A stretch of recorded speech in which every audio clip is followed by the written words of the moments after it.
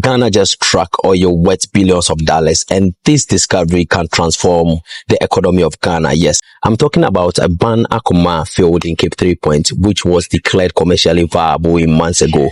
Here's what we need to know as Ghanaians.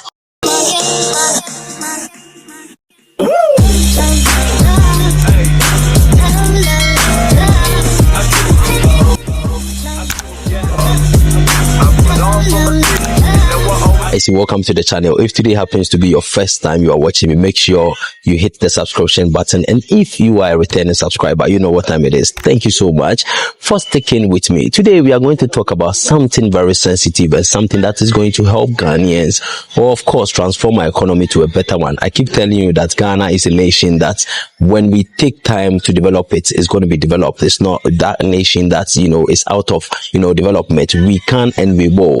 Let's start with the facts. In early July 2025, Ghana's Energy Ministry and Green Transition officially declared that Akoma and Aban discoveries in Cape 3 Point commercially viable. This simply means that Ghana isn't holding hopes anymore. We have confirmed resources and companies that are preparing to discover these oils. Estimates suggest that the field holds millions of barrels of oil. So yes, we are talking about billions of dollars that are going to help transform the economy. But yes, where we need to be honest to ourselves and tell ourselves the truth. Okay, discoveries don't automatically mean prosperity.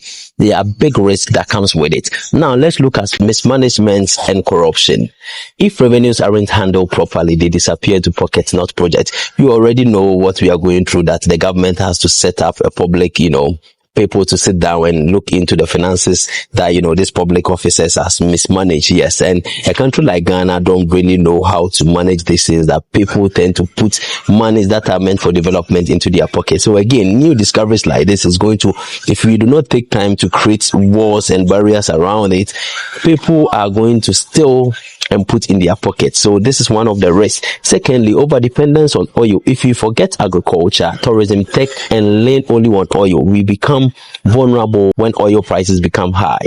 Yes, and local content and jobs. If foreign companies bring everything themselves and don't hire or train Ghanaians, we are going to lose it. I think this is a major problem in Ghana, because when I go to Ghana, I realized that most of these Lebanese or foreign companies in Ghana bring their own people from their countries to occupy big positions, which makes it very difficult for the local Ghanaians to also get something to do. It makes it difficult for the money to remain in our economy, because these people are coming in, pick the money, and they send it back to their country. The third one is cheaper fuel imports. If Ghana uses more of its own gas and oil, we may reduce fuel imports, possibly lower transport costs, goods costs. Regional development. Oil money has historically benefited coastal or field regions. If managed right, communities around the field can see improvement. But remember, these changes don't magically appear. They follow policy, transparency, and local participation.